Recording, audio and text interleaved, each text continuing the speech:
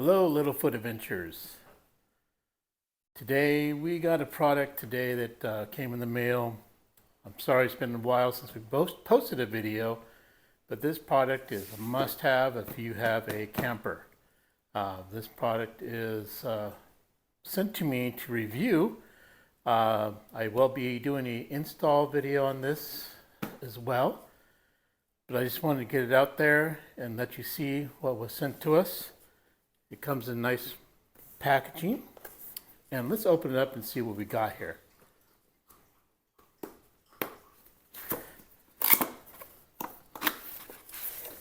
So as you can see, it's packaged very, very well. And what we have is a digital backup camera system for your RV. This is hardwired into the RV, and the display screen and the camera communicate remotely through antennas. So the only thing you have to hardwire is the actual camera. And there's actually only 3 wires to do that. You got your positive and your negative and your ground. That's it. So all you have to do is find a hot wire on your car, on your RV, wire it in. I would suggest wiring to someplace that runs off your accessories, so you're not running the camera 24/7 and only running it when you're driving the vehicle. But let's do the rest of the unboxing. It comes with the manual for both of them. Inside the box, you have your LCD screen. It's I believe a 7-inch LCD screen. On top, it has 2 ports for antennas. And this plugs in through your cigarette lighter adapter, so it's quick and easy to install. On this side, it comes with your backup camera.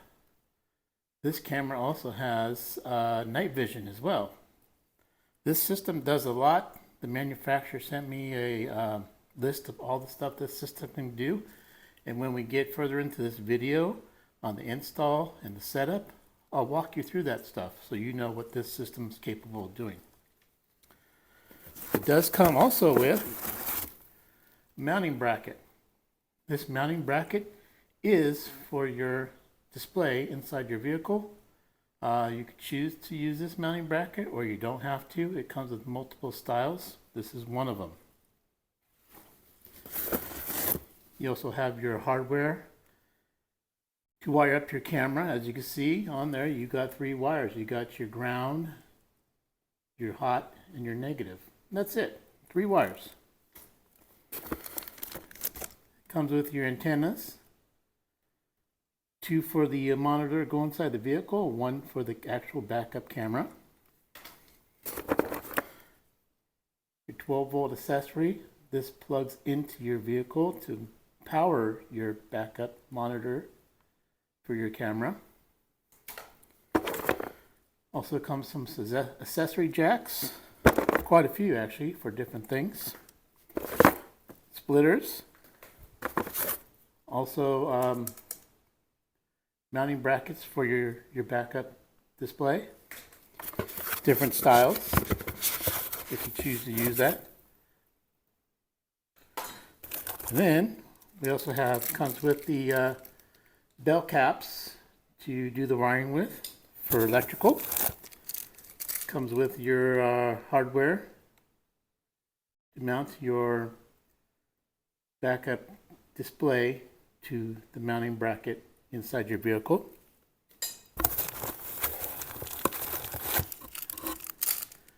Comes with sheet metal screws to mount objects to the vehicle or your backup camera itself.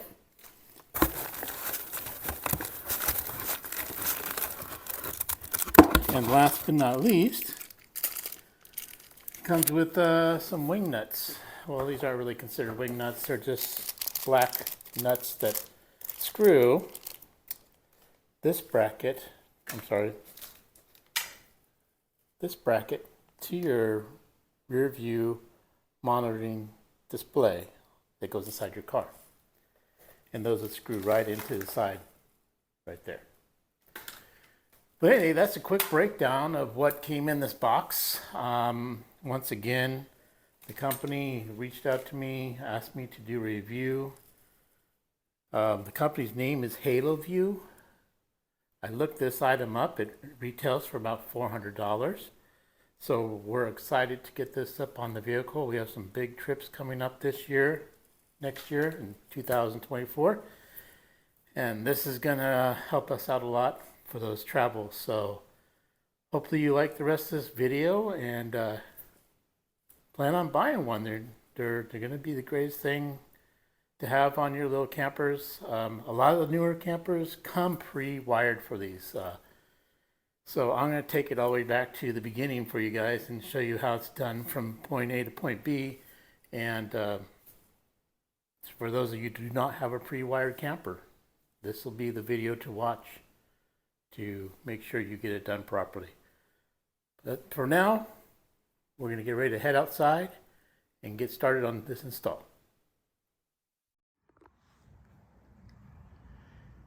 Okay, we made it outside and now we're going to do the install on the camera for the camper. So the first thing you want to do is you need to check your polarities on your camper. And so what I have done is I've actually hooked up the wire to the car so I can turn on my parking lights and check polarity. So by doing that, I was able to use a multimeter and check polarity. So I did my polarity check, and what I found is these are my two wires I want to use. This one I marked already as negative, and this one as positive. So when I go to tap in the camera, I know exactly what I'm tapping into.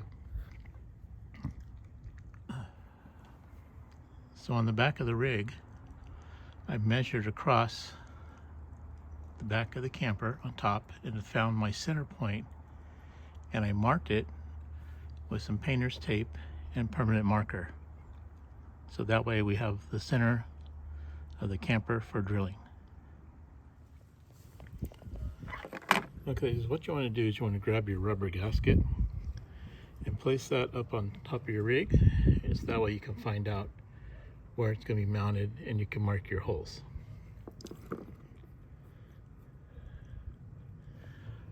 So I've already pre-marked mine, and as you can see it's centered.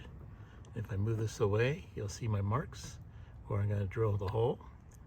This is going to be the larger hole, and these are going to be my mounting points. This is the hole that the cable runs through, so you want to make sure that's the proper size.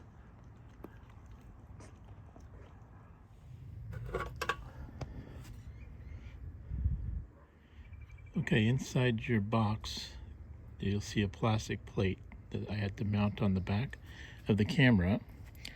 Also inside your box, it comes with hardware, and you'll see there's smaller screws inside that hardware. Those are the screws that are used to mount the plate to the back of the camera.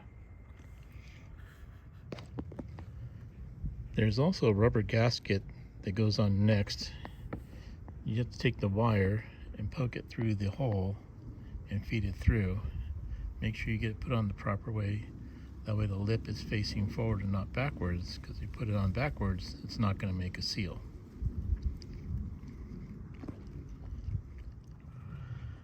Okay, my holes are drilled into the back of the camper.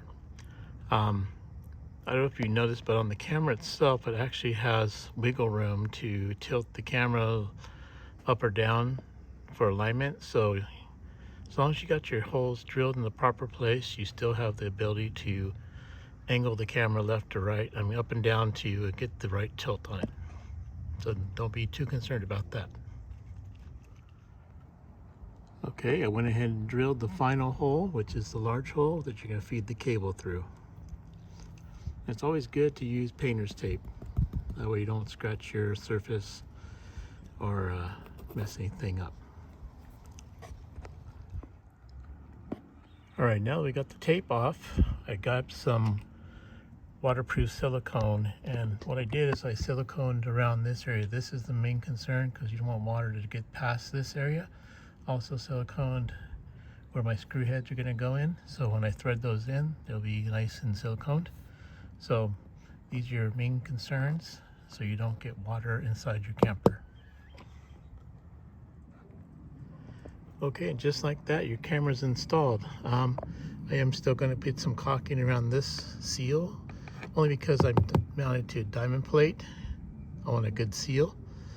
But when I was telling you earlier, you have the adjustments here to move the camera up or down to get the tilt properly. That way you can get it nice and level. So don't be concerned, because you still have the ability to move the camera to adjustment. So now let's go on the inside of the galley of the kitchen and do some work in there.